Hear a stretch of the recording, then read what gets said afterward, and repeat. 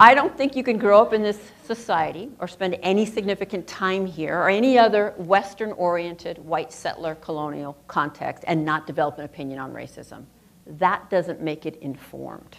So I'm going to say perhaps my first controversial thing. If you are white, I'm sure you have an opinion on the topic, and I don't know virtually anyone in this room.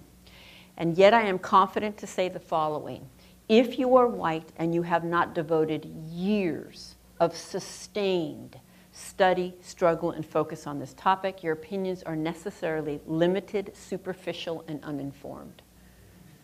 Wow, how can I say that when I don't even know you? I mean, maybe you've been to Costa Rica. So whenever we have professional development or any kind of education or courses on racism or race relations, we tend to study them. And we learn about this group and this group and this group and their struggles and their triumphs and what we need to know when we're working with this group or that group. But what we rarely ever ask is struggles in relation to whom? Right? Triumphs in relation to whom or what? Who am I as I interact across this racial difference? So dominant culture or whiteness is consistently left off the table.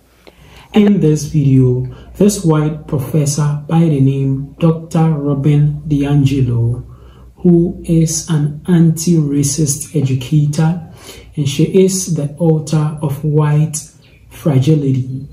She talks about racism. She gives a lecture about racism, and this lecture you cannot afford to miss it because there are a lot of important things that she hinted in this video, and I believe this will change your perspective about racism. So let's watch the video together without much ado. But before that, don't forget to like this video and also subscribe to the channel. Let's watch the video together. And that, again, is only one road in, but it is the road I'm going to take tonight. And so I want to position myself in this right away. I am white. Check me out, everybody. And part of being white is drawing your attention to my race, like I did just now, goes against all my socialization. I was not raised to think of myself in racial terms. I understood that somebody had race, but not really me. And if we're going to be talking about race, we'd be talking about their race, not mine. I wasn't raised to see my race as significant to anything you could know about me. So what if I'm white, right? Well, I'm really clear today after a good 20 years of day in and day out talking to people about race. I'm really clear I'm white.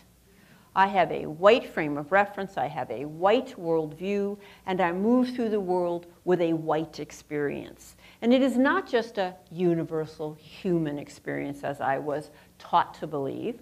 It is most particularly a white experience in a society that is deeply separate and unequal by race. So while I'm always coming from that position and that perspective, I just want to be explicit about it tonight. And when I say we and us, I'm talking to the vast majority of people in this room and in any room, and certainly any room that has a table where decisions are being made that affect the lives of people who are not at that table, right? So let me just say a little bit about what I hope will be valuable about this focus for the people of color here tonight. First of all, what I hope will be valuable is that I'm going to name and admit to things in my short period of time in front of you that white people will rarely ever name or admit to. And if you've ever scratched your head wondering, how do they pull this off? Can they really not see this? And why are they so resistant to seeing this? I will help you with that, because you have to navigate my reality on a daily basis in a way that I'm really sorry to say I can be seen as qualified to lead virtually anything with no understanding whatsoever of your reality. And to be really honest, no interest in understanding that reality. And so I hope that that is useful to you with the gaslighting that happens so often. I also want to acknowledge that so much of what I can articulate today about what it means to be white rests on years and years of brilliant and patient mentorship from people of color. People of color have been saying what I'm going to say tonight for hundreds of years at this point. And unfortunately, one of the dynamics of implicit bias is if you are white, whether you're aware of it or not, you're a little more likely to be a little more open to hear it from me.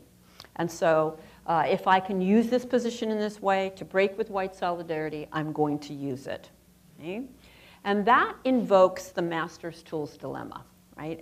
As I think that Darlene referred to, right? How do you challenge the master's house when you only have the tools of that house, when you're in the house? So I want to be really clear that I am aware that as I stand on this stage with credibility and authority granted to my voice on racism, no less, like virtually every other teacher or professor or role model or authority figure, I am reinforcing the centrality of whiteness. I want to name that. And trust me, I've gone home many a night and tossed and turned over that. Where I always land is that it is a both and, right? To not use this position in this way, for me, is to really be white. And I'd like to be a little less white. Right? And a little less white, by the way, does not mean a little more Italian-American. Okay? It means a little less oppressive, quite frankly, a little less oblivious and arrogant and ignorant and certain, and a little more humble and curious and vulnerable. Right? The last thing that I want to acknowledge is that nothing in society gives any of us good information about how this works. And so hopefully, again, as an insider, I can offer something to people of color. I do think people of color know about white fragility way more than I ever will. But again, I do have an insider's perspective. So let me say a little bit about some of the challenges of trying to educate white people on racism. And a great example is I was recently going to give a similar talk to a large tech company, and before they would sign the contract, the legal department wanted to see my slides. And when they got to this slide, they actually asked me if I could take the word white off the slide. To which I replied, "You really should have vetted me before you called." No, I won't. All right. First of all, I've never met a white person who doesn't have an opinion on racism. Have you? If you are not sure all white people have an opinion on racism, just bring it up the next time you're around a bunch of white people. Maybe tonight when you have a drink in Noe Valley. Okay. I don't think you can grow up in this society or spend any significant time here or any other Western-oriented white settler colonial context and not develop an opinion on racism. That doesn't make it informed. So I'm going to say perhaps my first controversial thing. If you are white, I'm sure you have an opinion on the topic, and I don't know virtually anyone in this room. And yet I am confident to say the following. If you are white and you have not devoted years of sustained study, struggle, and focus on this topic, your opinions are necessarily limited, superficial, and uninformed. Wow, how can I say that when I don't even know you? I mean, maybe you've been to Costa Rica.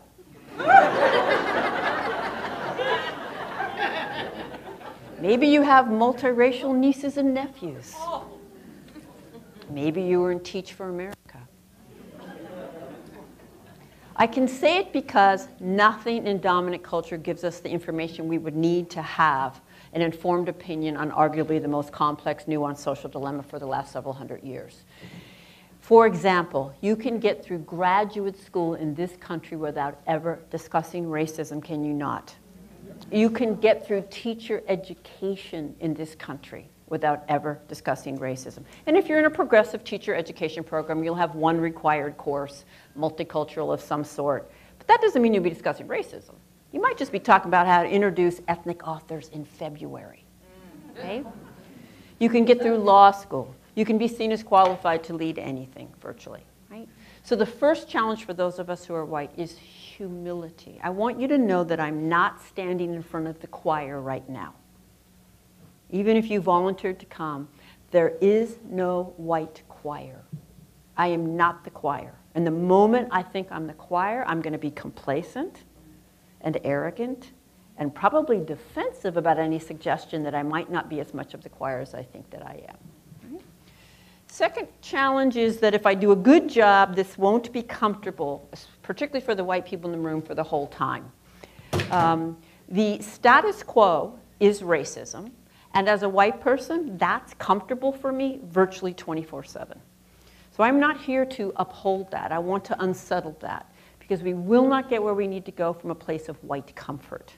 The key is what we do with those moments of discomfort if I manage to stimulate them. We can certainly use them as a way out. We can also ideally use them as a relatively rare way in. Why does this unsettle me? What would it mean if it were true? And there are two places where white people begin to get uncomfortable when I give a talk, whether you can consciously articulate it to yourself or not. The first place is how often I'm going to say the word white. So prepare yourself, about 100 times. And we're not used to being seen racially. Right? We're not used to having people proceed as if our race has meaning. And the second place where we can begin to get uncomfortable is that I am going to challenge the very precious ideology of individualism. And I'm going to do it by generalizing about white people all night long. And you're going to be just fine. Okay? It is a very precious ideology. In general, I'm talking about the white collective, we don't like to be generalized about. And so, just so you know, if I thought it was racist to generalize about white people, I wouldn't do it, so you don't have to send that email. You can actually ask yourself, well, might I be missing something if I don't understand it? Right? Rather than she must be doing that wrong. Okay?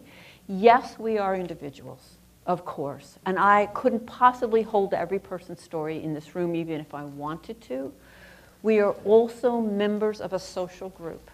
By virtue of our membership in this social group, we could literally predict whether you and your mother were going to survive your birth, regardless of your age.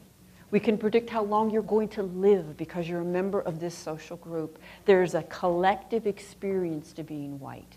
There are shared messages. We are all swimming in the same water, right?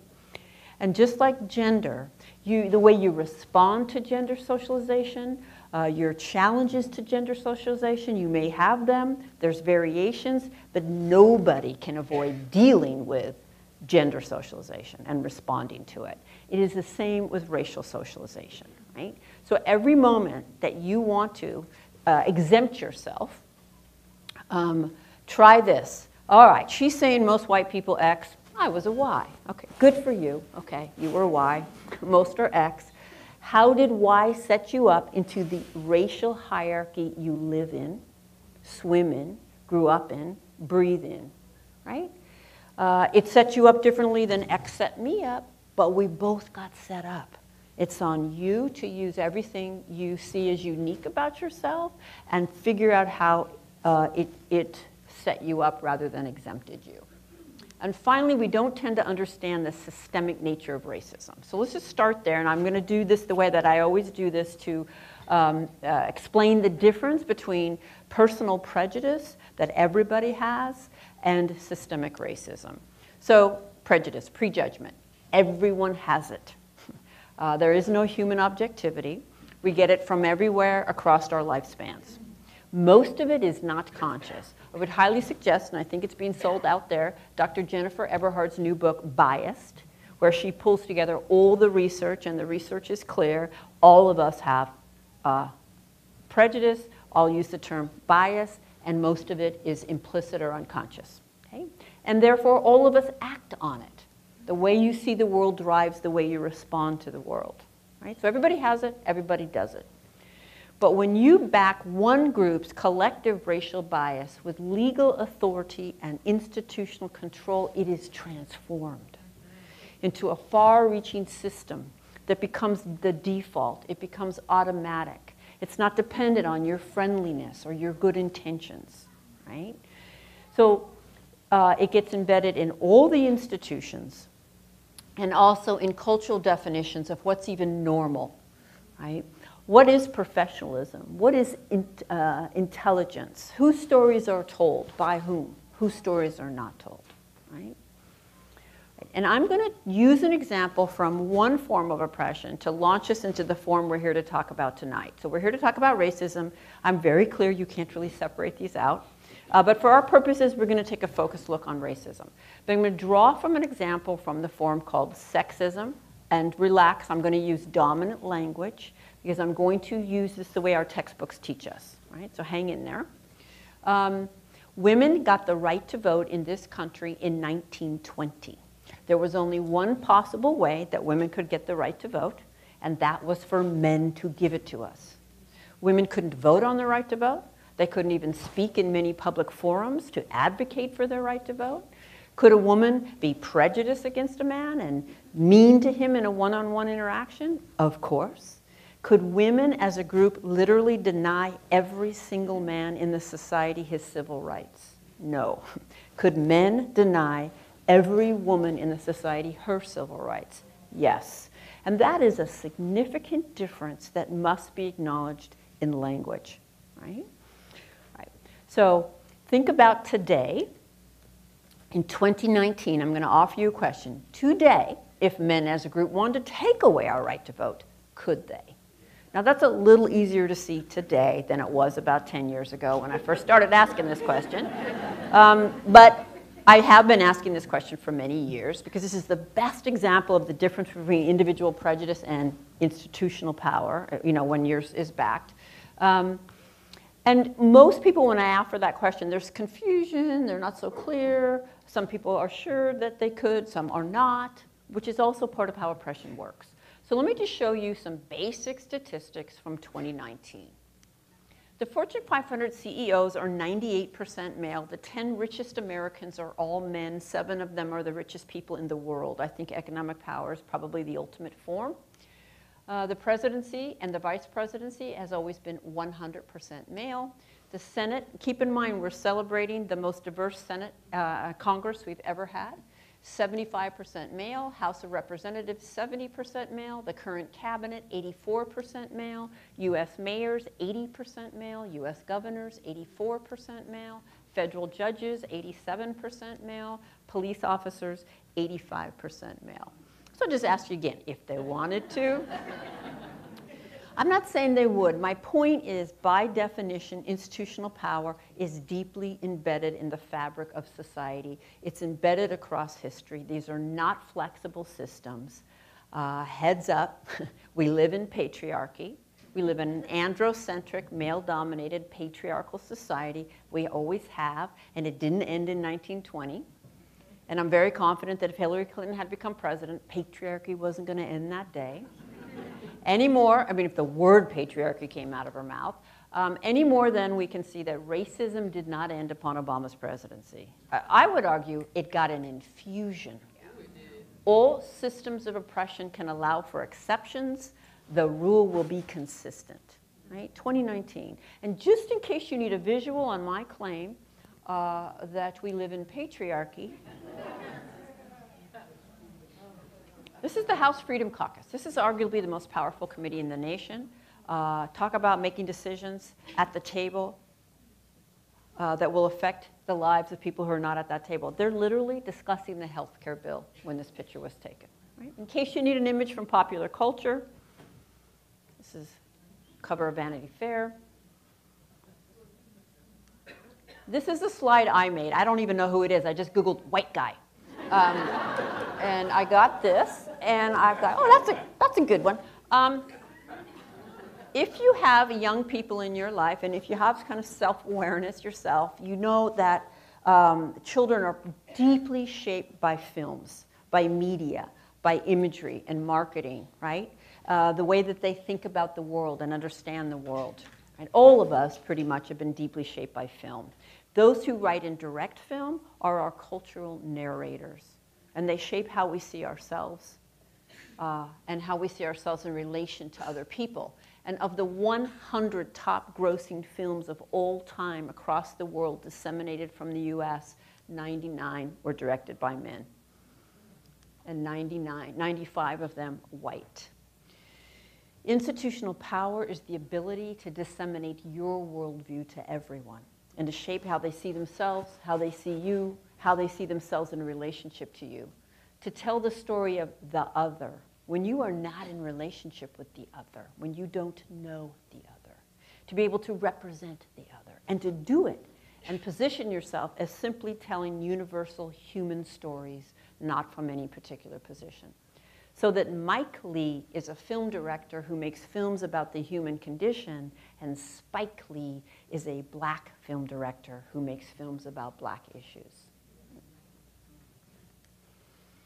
So Facebook puts these things out on holidays. This one came out to commemorate the anniversary of women gaining suffrage. And then some folks did this. Which women got access to the vote in 1920? Yeah, white women. So another dimension of institutional power is that your group's experience is held up as universal. So while we were oppressed as women, we were certainly privileged as white. There is no more universal woman's experience than there is a universal human experience on the physical plane where we live in the here and now. Right? And that recognition, I'm sure many of you know, was termed by Dr. Kimberly Crenshaw intersectionality. Right? All right, so legal authority and institutional control is what transforms people's prejudice into a far-reaching system. So let's look at race in 2019, right? So the presidency and vice presidency, 100% white. The US Senate, 91% white. I just have to point out again, the most diverse Congress we've ever had. The House of Representatives, 73% white. The current cabinet, 89% white. The governors, 98% white. Mayors, 88% white. Military advisors, just think about who we go to war with. 100% white. Federal judges, 88% white. Police officers, 80% white. The people who decide which TV shows we see, 93% white. The people who decide which books we read, 90% white. People who decide which news is covered, 85% white. People who decide which music is produced, 95% white. School teachers, 82% white. Full-time college professors, 84% white. Owners of men's pro football teams, 97% white. Owners of men's pro basketball teams, 98% white. The players, 75% black. Right? And yet, what is the definition of a racist, of what it means to be racist in the mainstream? Right? Well, it's an individual, always an individual, not a system, who consciously does not like people based on race. Apparently, if it's not conscious, it doesn't count. And is intentionally mean to them. It also has to be intentional to count. Individual, conscious, malintent across race. That is a racist. And I don't know that you could come up with a better definition to protect the system of racism than this one. Because this definition makes it virtually impossible to talk to the average white person about the inevitable absorption of a racist worldview that we get from living in a culture in which it is infused and embedded across all its institutions. Right? I think that this definition is the root of virtually all white defensiveness on this topic. Have you guys noticed any white defensiveness on this topic? Because if that's my definition of a racist, and you've just suggested I've said or done something racist, much less that I benefit from racist just by being white, what I'm going to hear is you just question my very moral character. And now I need to defend my moral character, right? And I will, right? So racism is a system, not an event. It certainly occurs in specific moments that we can identify, but of course it's 365, 24/7. It's the system we're in. And part of being raised as a white person in this society has been to be raised to be what I think of as functionally illiterate on this topic. I had opinions, I spouted them freely, I cringe today when I think about that. And part of gaining literacy, and of course that is a lifelong process I will not be finished with, part of gaining literacy has been to understand the kind of collective dimensions of racism, but also how different groups of color get set up differently. So what's in my head about indigenous peoples is different than what's in my head about Asian heritage people, and that's different than what's in there about African heritage people. I have different levels of comfort and anxiety and interest, etc. And therefore, those groups have different experiences. Okay? And it's very important that we break that down and that we learn those histories and those struggles and those stereotypes and those experiences. So I want to be really clear. All peoples who are not perceived or defined as white experience racism. And they experience it in shared ways, and they experience it in ways that are different depending on their group and its position to whiteness. Having said that, after 20 years of doing this work, I feel very clear about the following. There is something profoundly anti-black in this culture. And in the white mind, black people are the ultimate racial other. We have the most energy about black people. We have the most resentment and anxiety about black people. And when I have a very short period of time with white people, and I want you to get in touch with your early messages, I ask you to think about black people, right? And anti-blackness, there are poles, right? White is here and black is here. And I don't have time to get into it, but there is no white without black. There's a deep need for white, the white collective. There is no superiority without inferiority, right? So there are poles. And anti-blackness cuts across all groups, including black people. The darker you are, the more compounded the oppression. And while I'm here to challenge white people in our complacency, there's a very sensitive couple questions I think peoples of color have to ask themselves. One, what does anti-blackness look like in our group, and who have I aligned with? Right? So having mentioned history, anti-blackness, it's a system, I want to just give you one glance at the trajectory of anti-blackness since the beginning of this country to the current time to illustrate those points.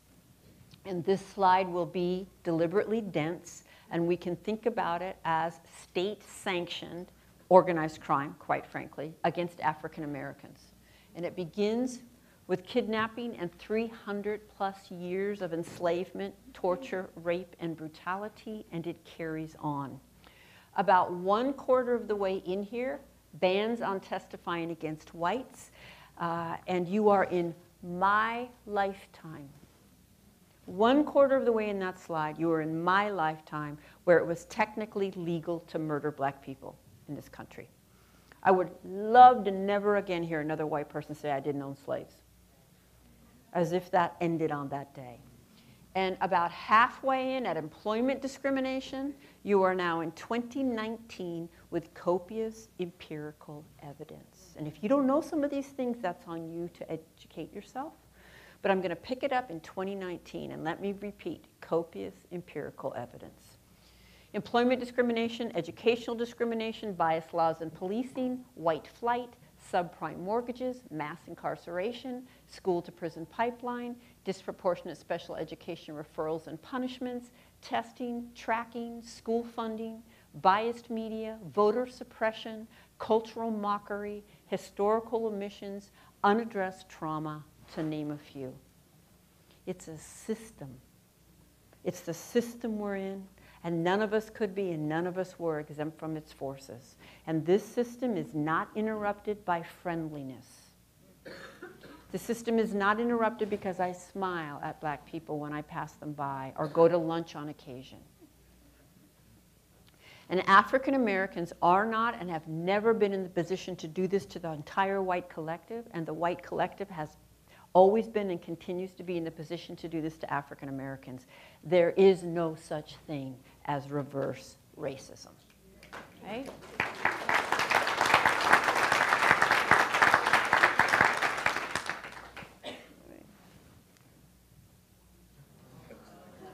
It's a system.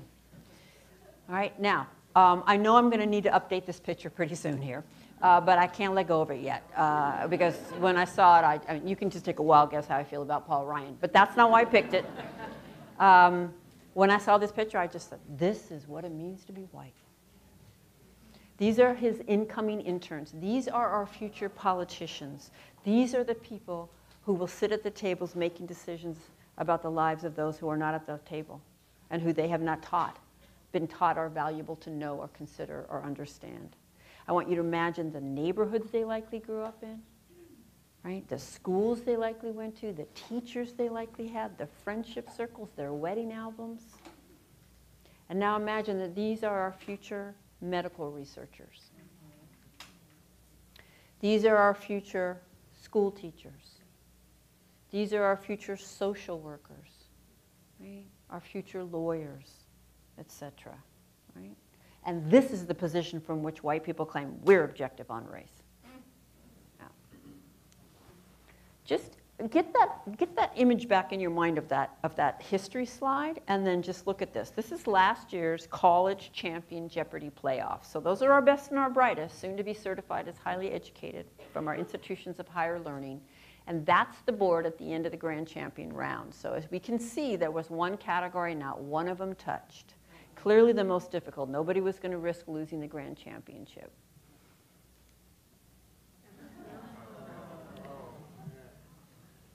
You know, it's just one picture. I think it speaks volumes. And I don't feel that I can do justice to what it means that we don't know our history. That we could ever separate it out and see it as their history, not the history of this country. Because when we don't know our history and we cannot trace it into the present, we are left with deeply problematic explanations for current conditions. Victim-blaming explanations. So I want to walk you through some questions. I'm going to ask you, you can close your eyes, you can look down at the ground. I just want to, in your mind, I want you to notice what images and what narratives come up for you. Right? And I would like you to answer these questions from your childhood self, your younger self, not your sophisticated adult self, maybe 10, 11, 12. What do you see? Kind of how would you explain it? So how racially diverse was your neighborhood growing up?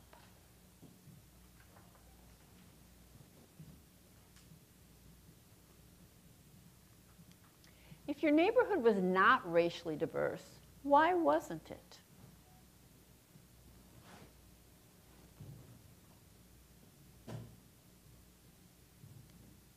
Where did people of different races than you live? If they didn't live in your neighborhood, where did they live?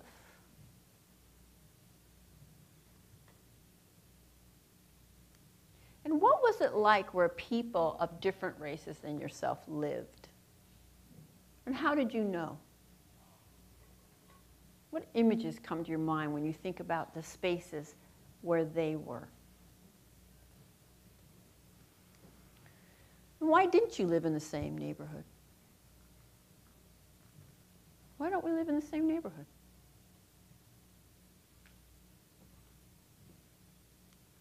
Were you encouraged to visit the neighborhoods where people that were of a different race than you lived and get to know the people there, build relationships with them?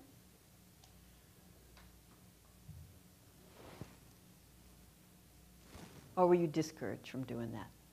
And if so, how? How was that conveyed to you? What were the characteristics of a good school? What makes a school good?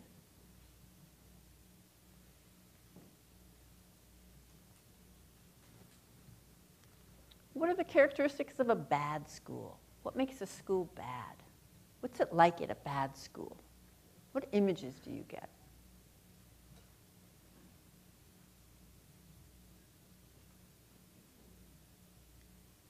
Did your parents care about what kind of school you went to?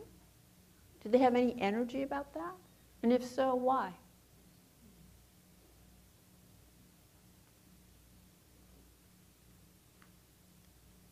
Were the honors or advanced placement classes and the lower track classes equally racially integrated? And if not, why not?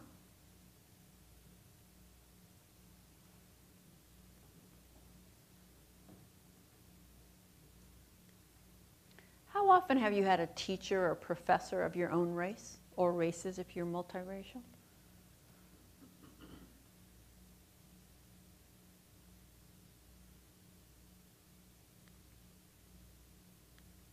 How often have you been to a wedding that was either all or virtually all white? If we opened your wedding album, if you're married, what would we notice?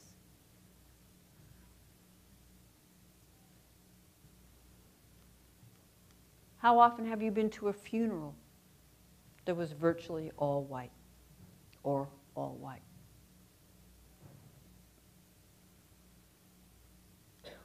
And what are some of the ways in which your race has shaped your life?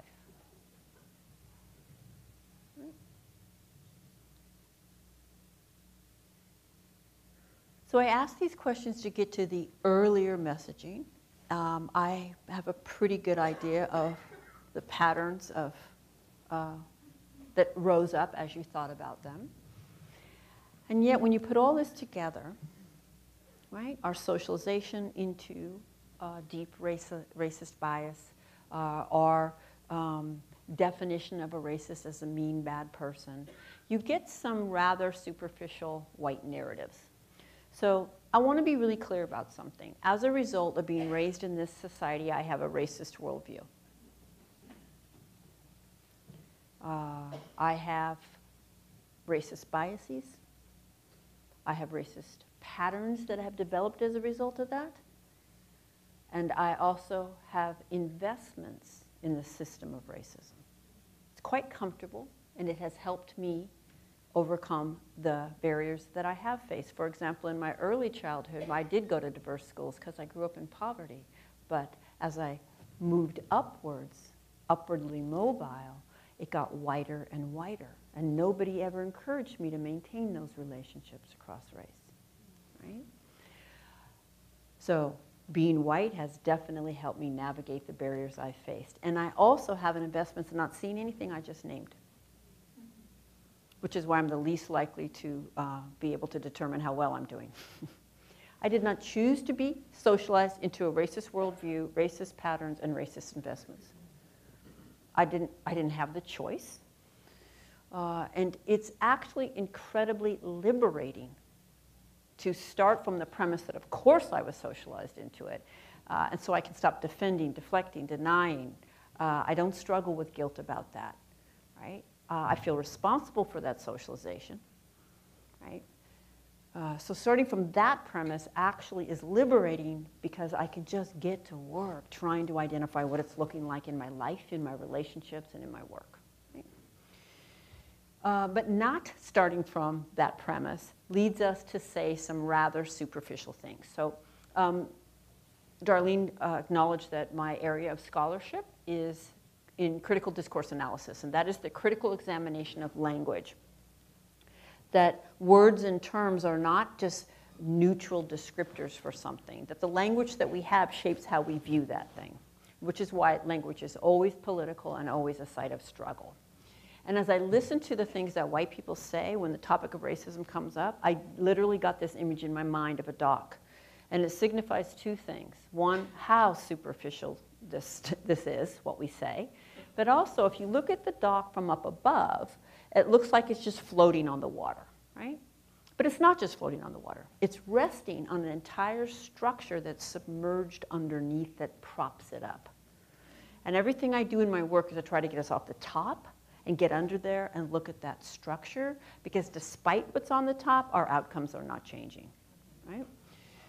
And so I kind of think of them in two sets, colorblind and color celebrate. Probably the number one of the colorblind is I was taught to treat everyone the same. Anybody ever heard that one? Some version of I was taught to treat everyone the same? Okay, you ready? Not one single person in this room was taught to treat everyone the same. You weren't. You don't. You couldn't. And you couldn't be taught to do it. You could be told to do it. I could lecture you to do it. You don't do it. You can't do it. You don't even want to do it because people have different needs. So when I hear this from a white person, there is a bubble over my head. It's got a couple things in it. One, oh, this person doesn't understand basic socialization. This person doesn't understand culture. God, this person is not self-aware. And I just need to give a heads up to the people, to the white people in the room, and I'm going to look at Darlene, because Darlene will call me if I miss it here. To the white people in the room, when people of color hear us say that, they're generally not thinking, all right, I'm talking to a woke white person right now. No? All right, I got that? All right. Usually some version of eye rolling is going on, and a wall is going up. Erin Trent Johnson is a black woman I often co-lead with, and she says, when I hear that from a white person, what I'm thinking is this is a dangerous white person.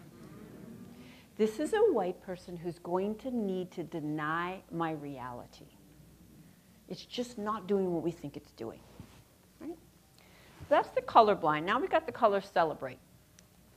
Oh, I work in a very diverse environment. I think that one's popular in Oakland.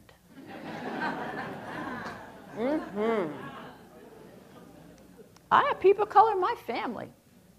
Me, I'm not racist. I live in Oakland. Okay?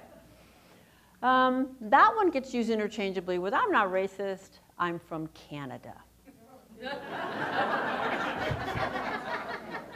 I'm not racist, I'm from Germany. I'm not racist, I was in the military. Okay?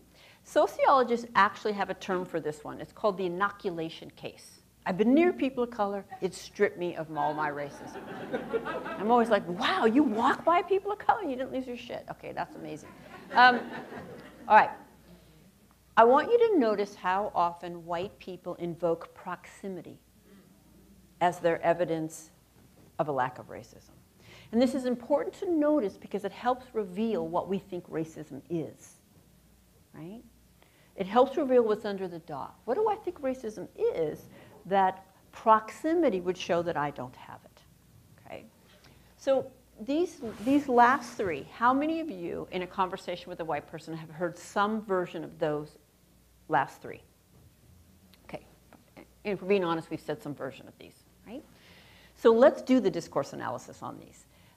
When a white person invokes one of these narratives, when racism comes up, they're giving you their evidence, right? This is white people's evidence. In my mind, what is this my evidence of? What do I want to make sure you know? I'm not racist, right? This is not even a stretch, is it? This is what white people say to establish their lack of racism, correct? Okay, so if this is my evidence that I'm not racist, then in order to be good evidence, it has to distinguish me from a racist, right? So a racist apparently can't do those things, or else that would not be good evidence. So a racist can't work 3 cubicles down from a person of color. Couldn't have people call in their family, and apparently there's living in Oakland frees the white folks from racism, right? No racists in Oakland. All right. So a racist can't tolerate proximity based on this evidence, right? Are you starting to see how thin that is? Because even an avowed racist can tolerate proximity. I owned my racist conditioning earlier. I don't see myself as an avowed racist. An avowed racist is someone who embraces that conditioning. I seek to challenge that conditioning. But even avowed racists can interact and have proximity across race. Here's an example. So the black man is Gary Young. He's a reporter for The Guardian. And he is interviewing white nationalist Richard Spencer, the white man, right? Richard Spencer is what I would call an avowed racist. He organized the march in Charlottesville. Right? Now look at the body language. Completely relaxed. Richard Spencer's not freaking out. He's having a calm conversation with Gary Young. Richard Spencer might go home and have, nieces and nephews of color in his family. Right? Here he is at the march. Right? Children are so much more open. Of all the things I say, this is probably about the hardest, what I'm about to say. The research is very clear that by age 3 to 4, all children who grow up here understand it's better to be white. No child misses the message. And it's not a singular, isolated message. It's not dependent on some mean person. That message circulates 24/7. And they know it, and they absorb it. And when we project this racial innocence on them, we leave them unattended to it. They can't resist it. So Frozen for me is a great example for the younger and for the teen years. This is last year's top 5 runners-up for Miss Teen USA. No little girl misses the message. And yes, they are 5 different girls.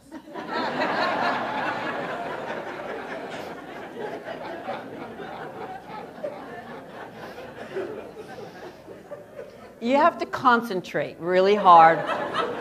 But when you give up, just go over here and look at the sides. You can see the states. Okay? Okay, I mean, just take it in, Miss Teen USA. This is the group that they were drawn from, right? But is that not how it always is? There'll be one, maybe two to the back or to the side, right? And because I know my people, I am confident that for all these white girls, that one black girl is their evidence for why they're not racist. Everybody loved her. Nobody had a problem with her. Now you get that young woman alone in a room with someone she trusts and debrief her. I can't imagine what that experience was like for her. But I want to move these white girls way past, were you or weren't you friendly to the black girl? If you were friendly to the black girl, you're free of all racism. I want to move them to a really different place, which is, what's going on here? How does it keep getting reproduced? How have you been shaped by it?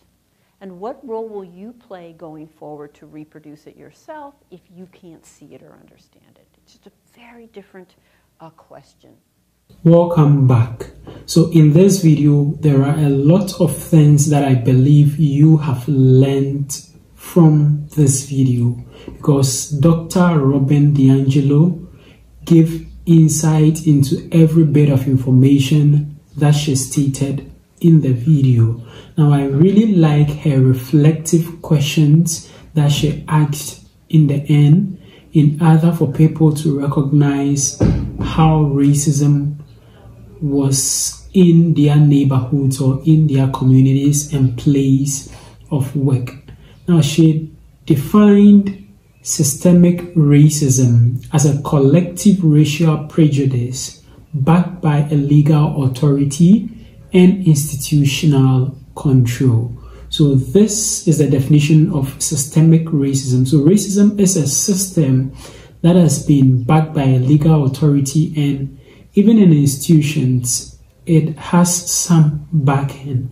Now, for her to drive her point home on the topic of racism, she began by talking about sexism, and she made mention of the fact that majority of our institutions or our systems in the United States of America, to be exact, are patriarchal in the sense that they are male-dominated than being diverse. So relating this to racism, I believe, drove her point home. Now, she made us understand, she hinted some key institutions which are male-dominated. Now, she mentioned that the presidency was 100% male-dominated.